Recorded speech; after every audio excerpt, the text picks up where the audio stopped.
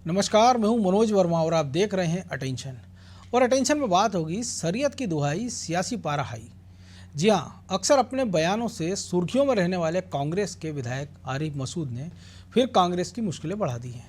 दरअसल उन्होंने एक कार्यक्रम के दौरान अन्य दलों से शरीयत को बचाने की अपील की है और पार्टी से ज़्यादा शरीयत को प्राथमिकता देने की बात भी उन्होंने कही है, जिसको लेकर अब बीजेपी कांग्रेस पर हमलावर है और आरोप लगा रही है कि कांग्रेस धर्मनिरपेक्ष देश नहीं, इस्लामिक राष्ट्र चाहती है। लेकिन अब सवाल ये है कि क्या आरिफ मसूद ने बीजेपी को बैठे बिठाए मुद्दा दे दिया है और क्या हिंदू राष्ट्र की गूंज के बीच आरिफ मसूद का बयान कांग्रेस की छवि को डैमेज करेगा? आज चर्चा इन्हीं सवालों के आसपास करेंगे, लेकिन पहले रिपोर्ट देखिए।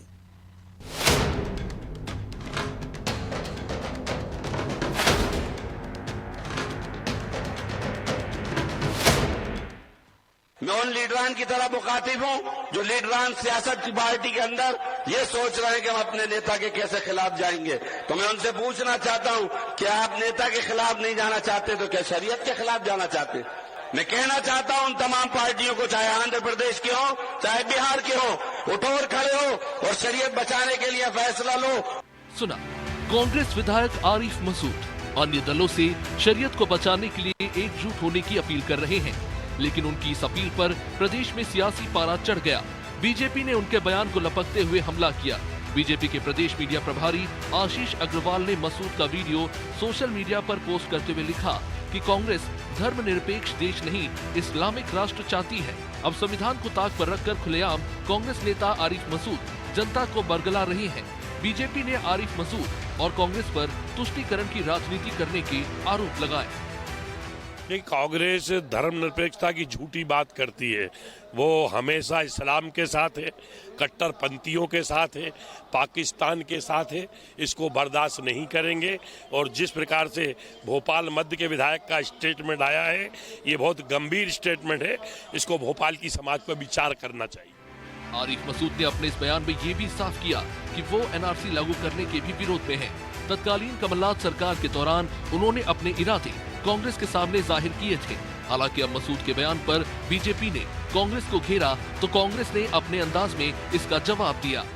भारतीय जनता पार्टी के लोग कितने नाकारा और निकम्मे हैं, ये इस बात का प्रमाण है कि 5 साल पुराने किसी वीडियो को बताकर उसके नाम पर जो है सांप्रदायिक उन्माद फैलाने की कोशिश कर रहे हैं। जबकि इन्हें सत्ता में बिठाया गया है, सांसद चुना गया है, विधायक बनाया गया है, मंत्री बनाया गया है, भाजपा सरकार में है और उसके बावजूद जो है वो शिक्षा, स्वास्थ्य और रोजगार की बात करने के स्थान पर भाई से भाई को लड़ाने की राजनीति में लगी हुई है। प्रदेश में इस समय हिंदू राष्ट्र को लेकर एक अलग तरह का माहौल है। कुछ दिन पहले ही बागेश्वर धाम के पीठाधीश्वर धीरेन्द्र शास्त्री ने हिंदुओं को एक करने और हिंदू राष्ट्र के लिए पदयात्रा की, लेकिन इस यात्रा का भी कुछ कांग्रेस नेताओं ने विरोध किया। उस वक्त भी बीजेपी ने कांग्रेस की जमकर घेराबंदी की थी और अब आरिफ मसूद की ओर से शरीयत को बचाने की अपील पर कांग्रेस फिर घिरती दिख रही है। हालांकि अब कांग्रेस इस स्थिति को कैसे संभालेगी, ये भी बड़ा सवाल है।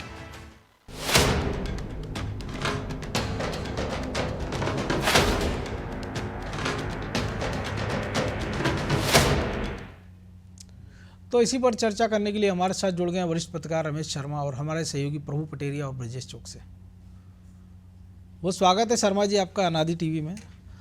और ऐसे समय में कि जब देश भर में बांग्लादेश में हिंदुओं पे अत्याचार को लेकर सकल हिंदू समाज विरोध प्रदर्शन कर रहा है और आरिफ मसूद का ये वीडियो आता है। हालांकि कांग्रेस सफाई दे रही कि वीडियो 5 साल पुराना है, लेकिन था तो उन्हीं की सरकार के समय का, कमलनाथ सरकार का वो जिक्र कर रहे हैं कि मैंने कमलनाथ से कहा था। तो इसको कैसे देखा जाए? उसके साथ ही वो बाकी के राज्यों के जो मुस्लिम उनको भी और नेताओं को भी कह रहे हैं कि चाहे वो आंध्र के नेता हों चाहे बिहार के, कि उठ खड़े हो जाओ, शरीयत को बचाना है।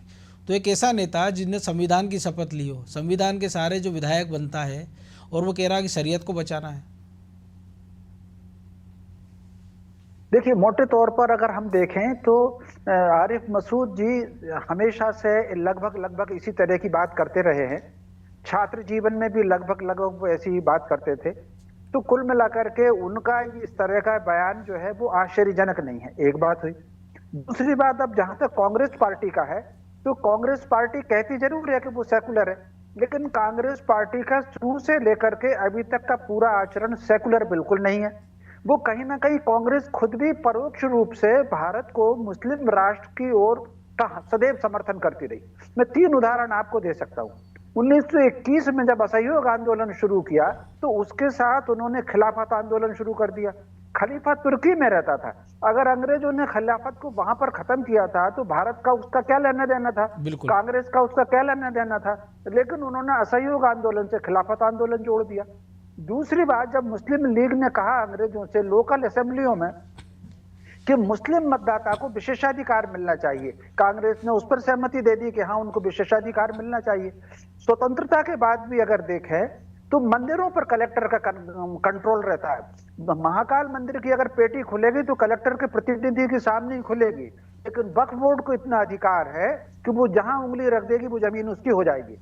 मुस्लिम्स को आप अगर हम सेकुलर हैं तो हिंदू कोड बिल अलग क्यों है और मुस्लिम पर्सनल लॉ अलग क्यों है? मुस्लिम 3 शादी कर सकता है, हिंदू 1 ही शादी कर पाएगा। मुस्लिम की शादी की लड़की की आयु 16 साल है और हिंदू की शादी की लड़की 18 साल है।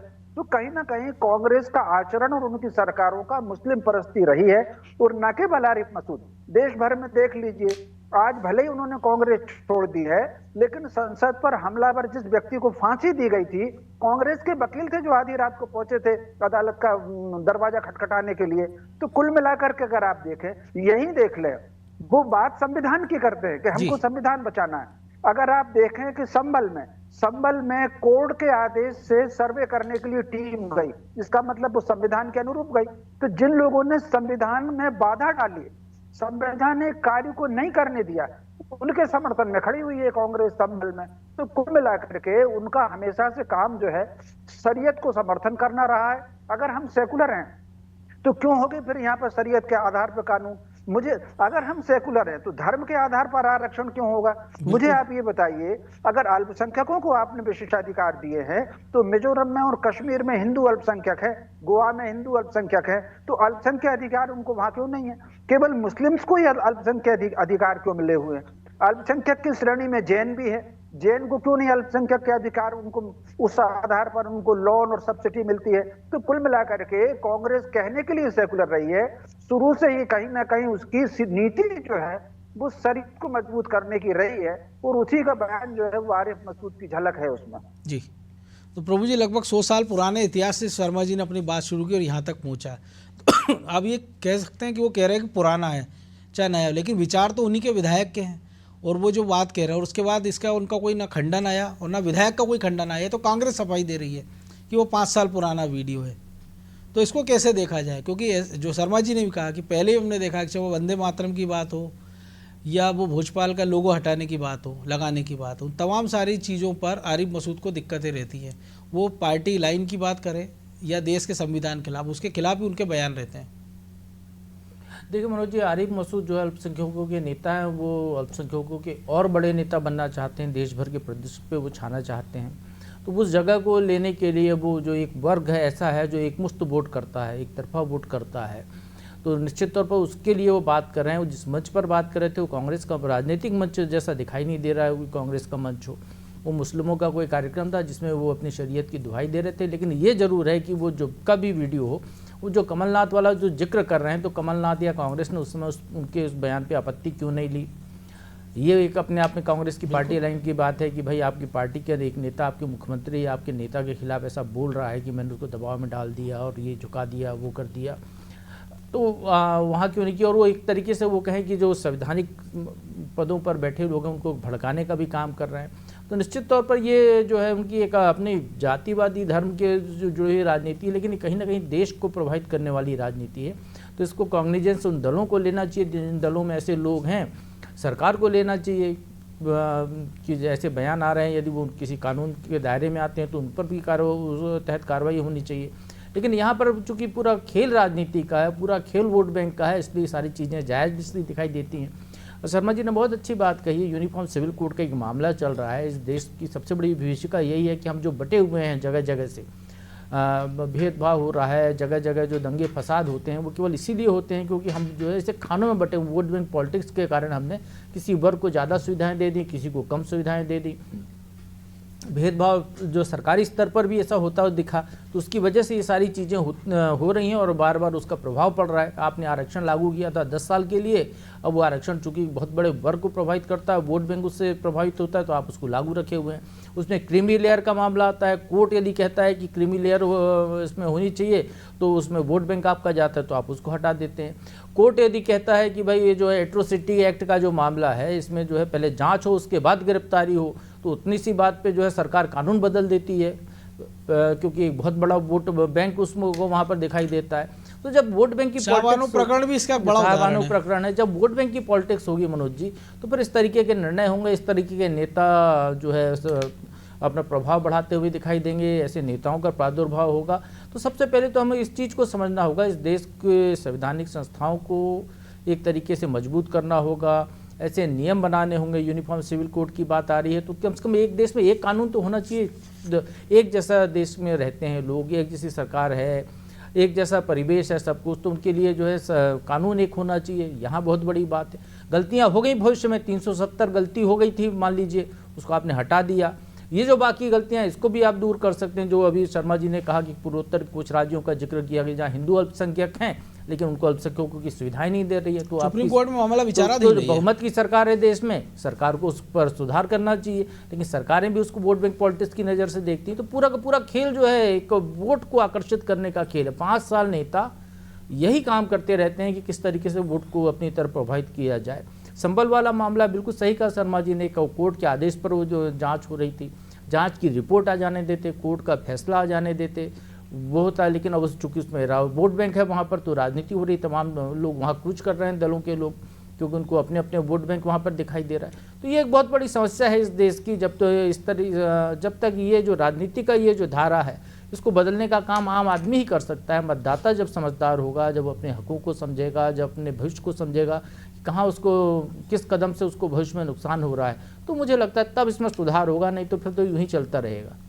तो ब्रजेश जी आप कैसे देखें, क्योंकि हमने कांग्रेस प्रवक्ता को आपने भी सुना, वो कह रहे थे कि बीजेपी जो है शिक्षा रोजगार की बात नहीं कर रही है, लेकिन वो ये नहीं कह रहे कि उनका विधायक शरीयत की बात क्यों कर रहा है, वो क्यों नहीं शिक्षा रोजगार की बात कर रहा है, वो दूसरे समुदाय के लिए ना सही अल्पसंख्यक समुदाय के लिए कर ले। और जिस सीट से वो विधायक चुने जाते हैं तो उनको ऐसा नहीं कि वो अकेले अल्पसंख्यक वोटों के दम पर वहाँ से विधायक बन सकते हैं, उनको सारे समाज का लोगों का वोट मिलता है। लेकिन इसके बाद भी उनको वंदे मातरम से परहेज रहता है, उनको संविधान से दिक्कत है, शरीयत की बात करना है। देखिए मनोज जी, मैं बात प्रभु जी की आगे बढ़ाऊंगा। बिजली गले में घंटी बांधे कौन? राजनीति है, सत्ता में बरकरार रहना है, सत्ता में बरकरार रहना है तो वोट बैंक को तो साधना पड़ेगा ही।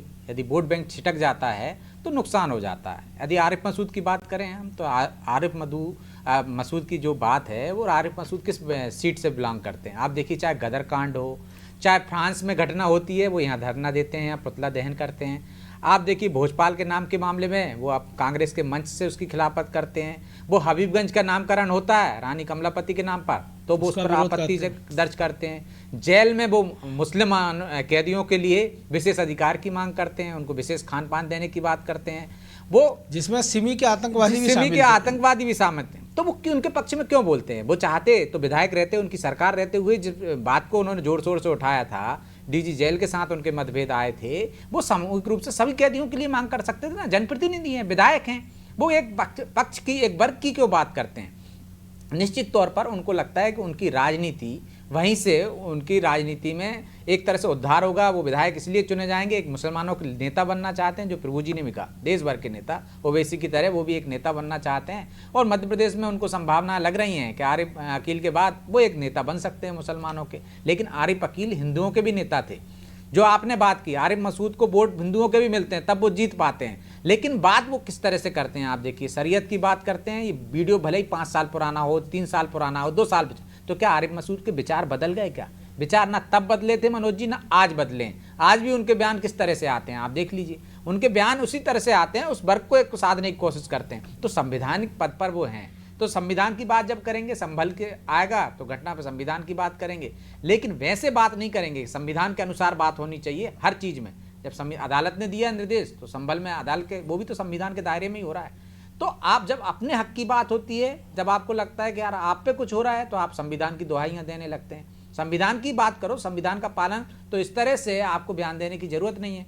और कांग्रेस को इस पर संज्ञान लेना चाहिए मनोज जी। लेकिन कांग्रेस संज्ञान नहीं लेती। कांग्रेस दो घोड़ों की सवारी करती है। तमाम सारे जिक्र शर्मा जी ने किए हैं ना, उदाहरण दिए हैं। तो आप देखिए कि जब भोजपाल का जिक्र आया था तो मंच से कमलनाथ भी कुछ नहीं बोल पाए थे। इसके बार बार लगातार उनके बयान आते हैं तो वो कहते हैं व्यक्तिगत बयान है, उनके नेता के इस तरह के बयान आते हैं क्योंकि उनको वोट चाहिए। वो जो एक वर्ग जो उनका थोक वोट बैंक है, जो खिसक गया था इधर उधर, जो समाजवादी पार्टी में चला गया था, बसपा में चला गया था, नीतीश कुमार की पार्टी में चला गया था, लालू यादव की पार्टी में, ममता बनर्जी की पार्टी में, अब उसको साधना चाहते हैं। तो वो चाहते हैं कि वो वोट बैंक सदर है, तो इसलिए कांग्रेस भी आला नेतृत्व किनारे कर जाता है या कभी वो भी इस तरह के बयान दे देता है कि वो वोट बैंक बना रहे उनका। तो एक तरह से वोट की राजनीति है मनोज जी। यदि संविधान की दुहाई दे रहे हो आप, तो सबसे पहले आपका हक बनता है कि आप संविधान का पालन कीजिए, संविधान के दायरे में रहिए। वो कोई भी नेता नहीं करता। यदि ये करने लगेंगे तो राजनीति खत्म हो जाएगी, वोट बैंक उनका प्रभावित हो जाएगा। तो सबसे बड़ी दिक्कत तो यही है ना कि बिल्ली के गले में घंटी बांधे कौन ये निर्णय ले सके। जिस तरह के आपने कहा SC ST वाला मामला हो, चाहे साहवानों वाला मामला हो, क्यों? इसलिए नहीं कि वोट बैंक खिसक जाएगा। यदि जो करेगा, निर्णय लेगा, अदालत के निर्णय को बरकरार रखते साहवानों, तो एक वोट बैंक चला जाता। SC ST वाले मामले में यदि ये सरकार रखती तो एक वोट बैंक खिसक जाता। तो ये वोट बैंक की जब तक सियासत चलेगी, हम ये उम्मीद करना मतलब बेमानी है मनोज जी कि लोग संविधान के दायरे की बात करेंगे, अपने अपने हिस्से की बात करेंगे, अपने अपने हक की बात करेंगे, फिर संविधान को अपने हिसाब से तोड़ मरोड़ कर देखेंगे। जी, लेकिन शर्मा जी अकेला वोट बैंक का ही मसला है क्या? क्योंकि अगर ऐसा है तो हम देख रहे हैं कि बांग्लादेश को लेके जो प्रदर्शन चल रहे हैं, भोपाल में भी बड़ा प्रदर्शन हुआ है, लेकिन कांग्रेस की तरफ से ना कोई इसमें कोई शामिल हुआ। आरिफ मसूद ही कहते थे कि भैया मैं उसमें शामिल हो रहा हूँ या मेरा समर्थन है। क्योंकि अगर आप फ्रांस की चिंता कर रहे हैं, वहाँ के विरोध प्रदर्शन में आप सड़क पर भोपाल में उतर आते हैं कोरोना काल में, तो इस समय भी आप एक सामूहिक दिखा सकते थे कि भैया ठीक है वहाँ के अल्पसंख्यकों के साथ कांग्रेस है, या इंडिविजुअल हम इस धरने के प्रदर्शन के साथ। लेकिन ऐसा होता दिखाई नहीं देता। लेकिन जब वोट चाहिए होता है तो सबका चाहिए होता है, लेकिन एक मुश्त वोट चाहिए तो फिर आप एक कौम के प्रति आपके बयानबाजी आने लगती है, आपका जो सेंटीमेंट है उससे जुड़ा हुआ दिखने लग जाता है। भाई फ्रांस को तो छोड़ दीजिए, आपको अगर मनोज जी याद होगा तो जब इजराइल ने हमास के ऊपर बम डाले थे, वो तो आतंकवादी थे, उसके समर्थन में भी यहाँ लोग खड़े हो गए थे, भोपाल में बयान आए थे, दिल्ली से बयान आए थे। लेकिन बांग्लादेश में निरीह और हिंदुओं को मारा जा रहा है, उस पर जो राजनीतिक दल हमास की चिंता कर रहे थे, जो राजनीतिक दल पाकिस्तान में की चिंता कर रहे थे, जो राजनीतिक दल मुसलमानों की फ्रांस में चिंता कर रहे थे, वो बांग्लादेश के हिंदुओं की बिल्कुल चिंता नहीं कर रहा है। तो स्वाभाविक रूप से कुछ राजनीतिक दल में कुछ लोग ऐसे होते हैं, एक बात सिद्धांत में समझ लीजिए, स्वत्व का बोध आत्मा से शुरू होकर के शरीर पर आता है और दास्ता का बोध शरीर से शुरू होकर के आत्मा में जाता है। ये ठीक उसी प्रकार है। थोड़ा सा मैं 1.5-2 मिनट लंबा आराम से शर्मा जी। मान लीजिए आप ही हैं और हाथ में हंटर लेकर के मुझसे कहें कि ये मेरी चप्पल उठा करके सिर पे रखो, तो मैं मन में भले ही गाली दूंगा, लेकिन शरीर के डर के कारण चप्पल को सिर पर रख लूंगा। कुछ दिनों बाद ये धीरे धीरे मेरी आदत में आ जाएगा। आगे चल करके फिर मुझे होगा कि अरे यार चप्पल मुझे सिर पर रखनी है, तो क्यों ना मैं जरा इसको अच्छी से सजा करके धो करके रख लूं, ताकि मनोज जी मुझे गुलाब जामुन देंगे, तो वो चप्पल को फिर मैं धो के रख लूंगा। आगे चल करके फिर जब आत्मा में दास्ता चली जाएगी, ये मन की दास्ता है, जब आत्मा में दास्ता चली जाएगी, मनोज जी चले गए कहीं लंदन चले गए, घूमने चले गए, तब भी मैं वो चप्पल को उठाए उठाए सिर पर घूम रहा हूं कि मनोज जी इस तरह चप्पल करते थे। तो आज ये भारत में देख लीजिए, वो चले गए अंग्रेज, वो सल्तनत काल चला गया, उसके बाद भी स्वतंत्रता के बाद हमने रोडों के क्या नाम रखे? Aurangzeb road, Humayun road, Lodhi road. मुझे आप ये बताइए, दिल्ली में क्या महाराणा प्रताप रोड रखा था किसी ने नाम? राणा सांगा बोर्ड रखा था किसी में नाम? वो जो हेमू था जिसने मुगलों को भले कुछ महीने के लिए सही मुगलों को बाहर भेज दिया था, हुमायूं डर करके भाग गया था, क्या उस हेमू के नाम पर कुछ रखा आपने? तो ये आत्मा की दास्ता है। तो स्वतंत्रता के 77 वर्ष जरूर हो गए हैं, लेकिन कुछ लोग हैं जिनका दासत्व का बोध आत्मा में चला गया है, तो वो उसके लिए उसको घूम रहे हैं, उन्हीं को उठा करके चलते हैं। सल्तनत काल के कितने कानून थे, 2-4 छोड़ करके बाकी सब उनकी भाषा बदली गई है, रूप बदला गया और वो ज्यों के त्यों लागू किए गए हैं। तो कहने का अर्थ जो है, इसमें अभी जब तक पीढ़ियां नहीं बदलेगी। और सबसे बड़ी बात यह है, एक और बात, वो जो अंग्रेज हमको एक हेलमेट पहना गए हैं, हम कुछ सोच नहीं सकते, कुछ समझ नहीं सकते। अंग्रेजों की पूरी शिक्षा पद्धति गुलाम बनाने की है। आज विज्ञान ने ये साबित कर दिया, गर्भावस्था से लेकर के 7 साल तक बच्चा सीखता है। तो हमारे यहाँ शिल्प का, कौशल का, प्रज्ञा का, प्रतिभा का जो विकास का अवसर होता था, वो सारा समाप्त हो गया। अब ले दे करके सवेरे से शाम तक हम कोई अंग्रेजी स्कूल ढूंढेंगे, उसमें बच्चे को भर्ती करेंगे, सवेरे से जाके खड़े होंगे बस स्टॉप पर, फिर बस में उसको बिठाएंगे, शाम को उतारेंगे, ट्यूशन लगाएंगे, लगभग लाखों रुपए खर्च करने के बाद वो लड़का नौकर बनेगा। यानी वो जो गुलामी का टोप अंग्रेज पहना गए हैं, यही हमारा सोच में गुलामी है, यही हमारे इतिहास में गुलामी है, साहित्य में गुलामी है, कहानियों में गुलामी है। मुझे आप ये बताइए, बगल में रायसेन है, रायसेन में 3 बार जौहर हुए, हम में से कितने लोग जानते हैं कि रायसेन में जौहर हुआ, और उसने आकर के बहादुर शाह ने क्या वहां पर हरकतें की हैं, कौन इस बात को जानता है। तो कहने का अर्थ जो है, कहीं ना कहीं जब तक स्वत्व का बोध प्रत्येक व्यक्ति को नहीं आएगा, मानवता का आभास उसमें नहीं होगा, तो ये जो सल्तनत काल की मानसिकता है, अंग्रेजी काल की मानसिकता है, वो हावी है असल में लोगों को। इसीलिए आरिफ मसूद जैसे लोग खुल करके बोलते हैं, कोई बोल नहीं पाता, और आरिफ मसूद जैसे लोगों को कांग्रेस भी टिकट देगी। तो कुल मिलाकर के ये जब तक दासत्व का बोध नहीं समाप्त होगा, तब तक हम स्वत्व और स्वतंत्रता का महसूस ही नहीं कर सकते। एक उदाहरण मैं तुर्की का देना चाहता हूँ। तुर्की शायद 1923 या 28 के आसपास, मैं सन भूल रहा हूँ, हमसे बहुत पहले वो स्वतंत्र हुआ था। अंग्रेजी वहां की राष्ट्रभाषा थी। जो वहां का जो गुलाम मुस्तफा ऐसा कुछ नाम था उनका, वो वहां के शासक बने, तो उन्होंने कहा कि हमको तुर्की भाषा लाना है। तो किसी ने उनसे कहा कि कम से कम 20 साल लगेंगे। तो उन्होंने कहा, वो जो वहां के शासक बने थे, उन्होंने कहा कि मान करके चलिए कि 20 साल का समय आज खत्म हो गया, कल से अंग्रेजी बाहर होगी और तुर्की लागू होगी। जब तक इस तरह के निर्णय नहीं होंगे स्वतंत्रता के, तब तक ये काम ऐसे ही चलता रहेगा। और राजनीति अब समाज और राष्ट्र के लिए नहीं हो रही है, राजनीति अब केवल और केवल सत्ता के लिए राजनीति हो रही है। ये ठीक है, कोई थोड़ा ज्यादा करता है, कोई थोड़ा कम करता है, बाकी कुल मिलाकर के राजनीति सत्ता की तरफ जा रही है। इसलिए हमको राष्ट्र का तो बिल्कुल पंचायती जैसा बिल्कुल भारत लगने लगता है। जी प्रभु जी, एक छोटी सी प्रतिक्रिया, क्योंकि समय कम है। जो शर्मा जी ने कहा कि वाकई वो स्थिति है, केवल वोट बैंक का चक्कर है, या जो चल रहा है लोगों को लगता है ठीक है, नेता ने कह दिया, चल गया, लोग भूल गए, फिर कभी याद करेंगे, कह देंगे फेक वीडियो है या पुराना वीडियो है, और सब कुछ ढल रहा है, ऐसे ही चलता रहेगा। मनोज जी, चाहे पुराना हो चाहे नया हो, जो ब्रजेश जी ने कहा कि वो व्यक्ति की मानसिकता का प्रदर्शन करता है कि आप जो है एक संवैधानिक पद पे हैं, आप हर वर्ग का वोट लेकर आए हैं, लेकिन आपकी सोच क्या है, अल्टीमेट गोल क्या है आपका, वो आपके इस बयानों से साबित होता है। और निश्चित तौर पर राजनीतिक दलों को, जो ऐसे लोगों को टिकट देते हैं, राजनीतिक दलों को सोचना चाहिए, क्योंकि वो जो है पूरी बात तो राष्ट्र के नाम पे ही करते हैं कि हम देश की सेवा करने के लिए आए। जो देश की सेवा कितनी करें, एक बार उनको भी अपना आकलन करना चाहिए, मतदाताओं को भी अपना आकलन करना चाहिए वोट डालने के पहले, किस व्यक्ति को चुनने जा रहे हैं, अभी तक उसका व्यवहार कैसा था, अभी तक वो क्या बोलता था, और आगे उसका क्या व्यवहार होने वाला है। हम अपने छोटे छोटे जैसे पार्षद चुनते हैं कि इसलिए चुनते हैं पार्षद को कि वो हम नाली बना देगा, सड़क बना देगा, हमारे माहौल जान पहचान वाला है। हमको इस तरीके के चुनने के बजाय व्यापक स्तर पर सोच के निर्णय लेना होगा जनप्रतिनिधि चुनने के लिए। तो जो शर्मा जी ने कहा, हमें शिक्षा व्यवस्था में बदलाव करना होगा, हमको नीचे से सिखाना होगा, बचपन से लोगों को इस विषय में तैयार करना होगा। लेकिन ऐसा नहीं प्रभु जी, जैसे हम AIMI की बात कर ले, ओबीसी की, वो तो बैरिस्टर है, विदेश में पढ़े हुए। आरिफ मसूद तो खुद का शिक्षण संस्थान चलाते हैं। तो जिनकी ये मानसिकता है, तो आपको लग रहा है अकेला शिक्षा पद्धति बदलने से, अच्छी शिक्षा से बदल जाएगा? नहीं मनोज जी, आरिफ मसूद की ही बात करूंगा। आरिफ मसूद जो है, सड़क होती है हिंदू क्षेत्र में बन रही हो तो बाकायदा उसका भूमि पूजन करवाते हैं। वहाँ पे वो जो है कोई अपने मुस्लिम संस्कार नहीं कराते हैं, भूमि पूजन कराते हैं, वहाँ पर पूजा पाठ होती है, वहाँ खड़े रहते हैं, वो दूसरे लोगों से कराते हैं, और ये भी जाहिर करने की कोशिश करते हैं कि उसमें वो जो है मौजूद है, वो आस्था उनकी पूरी है। लेकिन जो पंडित है या जो भी बुजुर्ग है, उससे वो पूरा उस समय का क्रियाक्रम जो कर्म है वो कराते हैं। इसी तरीके से राखी पर, चूँकि वो जब से विधायक बने हैं, राजनीति में आए, तो राखी भी बंधवाते हैं, मुस्लिमों में राखी बंधवाने की नहीं, तो ये उनका चरित्र है। आप वोट के करवा चौथ के कार्यक्रम में मुख्य अतिथि रह चुके हैं। वो जो है वोट के लिए आप एक दूसरे तरीके का व्यवहार करते हैं, और आपका जो दूसरा व्यवहार है जो अपना लोगों के प्रति, वो एक अलग व्यवहार है। तो यहाँ पर ये जो बदलाव है, इसको लोगों को समझना होगा, उस तभी इस बारे में कुछ सुधार हो सकता है। बिल्कुल, और उम्मीद की जाना चाहिए कि देर से ही सही सुधार होगा। बहरहाल वक्त इतना ही था। बहुत धन्यवाद शर्मा जी।